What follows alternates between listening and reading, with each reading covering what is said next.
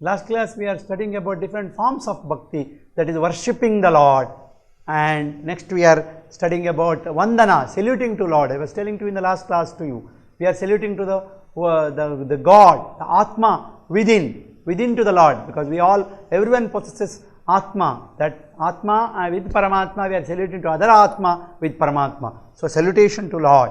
So Atma Nivedana, self-surrender to Lord. That is also very important. Atma Nivedana, self-surrender to Lord.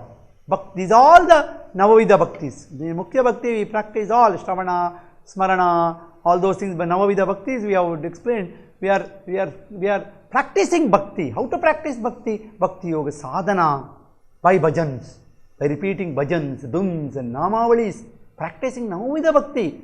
So how to practice this? There is a systematic way. First we evoke our emotions, recognize our emotional suppressions. We are all having emotional suppressions in our life. We go on suppress. Everything we cannot express. When you repeat this total with the Tat Sukham Sukhitvam, Narada says, lover finds happiness with the beloved. So with that total surrenderance, with the pure love to the Lord, we repeat the bhajans, dhuns and namavalis, for all emotional suppressions come. Systematically, first what we will do is we will recognize our emotional suppressions or emotional stress, and then we expand it by repeating the dhuns and namavalis and nam with the complete surrender to the Lord. And at the last we are experiencing the deep encompassing love of the Lord. At the last we are feeling this particular expressions of suppression of emotions, and then we are totally surrendering. At that time our mind is very calm. Compare before 40 minutes of session of bhajans, pre to that, post we are very silent. All our emotions comes down. All our negative emotions are in the form of watering of the eyes, blinking of the eyes, completely coming out from our body and mind. We are very much relaxed. So that's why Bhakti Yoga is very useful. The practice, the origin of Bhakti, reference is there in Bhagavad Gita, and at Narada Bhakti Sutra is the origin of Bhakti Yoga. As I was telling you, emotion controls our behavior. Emotion finds no place in the whole scheme of education. By this, man is unable to overcome his emotional conflicts, which results in the deep unrest, agony and psychosomatic elements. By practicing Bhakti Yoga, one can sharpen, sensitize his emotions and consciously expand the emotional suppressions, and we are able to feel those particular effect, and at the end we are totally with the bliss, creativity, freedom and relaxed. At the end of the session, this is possible only when you chant total surrender of all 9 modes of bhakti, Smarana, Kirtana, Dasya, Sakya, Atma Nivedana, everything we are doing, and we are chanting bhajans and repeating the dhuns and namavalis. Really we can practice, and it is very useful. Even emotional sessions like this, emotional culturing sessions are very useful in psychosomatic elements. Many women are suffering from this menstrual problems and skin diseases. This is the one best tool therapy in yoga therapy we give is the bhajans.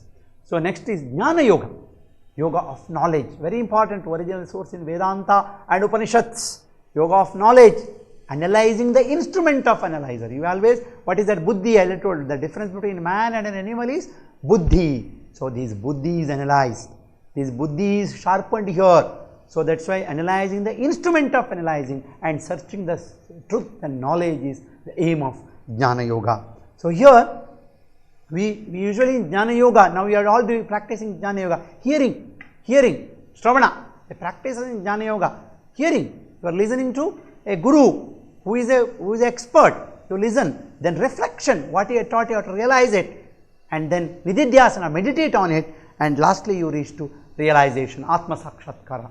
So that's why here it is very important factor, very important in Jnana Yoga is listening. Listening in broader sense, we are only listening. In a restricted sense, listening means we are finding the truth. Nitya Nitya Vastu Vekaha.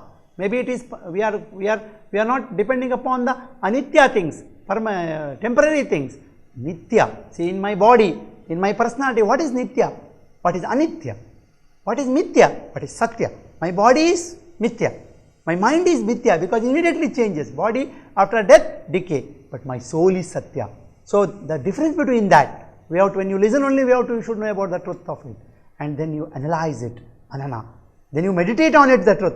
And lastly, you flourish with realization. So this is the main important factor in Jnana Yoga. So what are the qualities? So if you want to do a BNS course you need PUC with some percent, 50%, 45% and all, eligibility. Similarly, in Jnana Yoga, you should have 4 qualities. What are they? They are called as sadhana chatushtayas: Viveka, Vairagya, Shat Sampat, Mumuksha.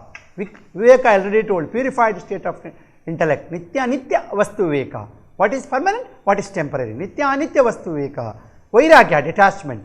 Shat Sampat, 6 qualities you require, and burning desire for self-realization is required in Jnana Yoga.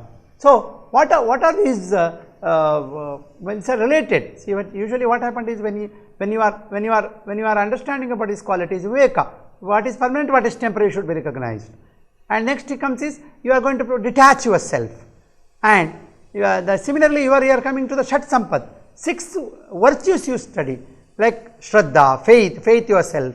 Faith is the expression of purity of mind. Faith, Samadhana, tranquil flow of mind. Titiksha, renunciation. Titiksha means mental strength and self-control. Uparati, renouncing the selfish actions. So, these are all some of the very important sampats, virtues. So, that is why Jnana Yoga aims at practicing this and practicing Shravana, Manana, Nididhyasana and Atma Sakshatkara, and the goal of Jnana Yoga is self-realization, removing our ignorance, overcoming our bad habits. Many times what happened is, we know alcohol, many people know alcohol drinking is bad, in the bottle only, in the label they have written, smoking is bad they have written, but inner they are not realized. The moment you practice Jnana Yoga, all your inner knowledge increases. That is why Tamasoma Jyotirgamaya. So, they say is from dark to light you have to go. Dark is ignorance, the illusion, and Asatoma Sadgamaya, Tamasoma Jyotirgamaya. Asatya to Satya you have to go. So, that is what Jnana Yoga teaches you. You have to remove your ignorance. You have to remove your ajnana. The moment they say, the beautiful reference is there in our stream, Karma Yoga, ignorance is the death, knowledge is the life. The moment man is under ignorance, he is totally dead. The moment he is having knowledge, he is really living. That is why ignorance is death and life is the knowledge. So, that is why Jnana Yoga teaches you knowledge, that knowledge you have to apply. Particularly in our knowledge level, if it is fulfilled, we are moving in Sadmarga. That is why Jnana Yoga also says Satsanga and Swadhyaya. Satsanga, company of good people. The moment you realize the Viveka comes in you, the moment you realize the Shat Sampat, the moment you have a Vairagya, dispassion, automatically you are burning the aspiration for God realization. You will be having a good company, you should be with the good people, you should be able to recognize what that man has, probably you convert him to good, and then you continue with him. Otherwise, you slowly go to the Sanmarga and Satsanga. Satsanga and Swadhyaya, self-study. Without being a student, I always say to you people, along with all studying, you have to study inner study, applying what you studied. Swadhyaya, self-study. So, that is why if you are in Swadhyaya, self-study, many times we always blame other. What is my role in that, my mistake? If that some incident happened, what is my role? I have to know, oh, this is my mistake. Future I should not repeat. Self-study is important. I have to study myself, and that is mainly aimed in Jnana Yoga. So, in total, if you say Jnana Yoga, the Upanishad, the Gepro says you have to quieten the mind and you have to balance your mind and reach to the source of knowledge. So, when you reach the source of the knowledge, entirely there is a clarity in our thinking, purity in our action, purity in our thinking, it automatically occurs, and Jnana Yoga takes, there is a reference here, you know very well, we have major, innumerable number of Upanishads, 108 Upanishads, and then 10 major Upanishads, mainly aims at, in Kino Upanishad, beautifully explains about Jnana Yoga, and our Vedanta, Advaita Vedanta, neatly highlighted by Shankaracharya, says Dharma, that is, he clearly says that is the only one God, that is Brahman. Brahman Satyam Jagat Mityam. So, today we will complete our Jnana Yoga. In next class we study about Pranasamyam.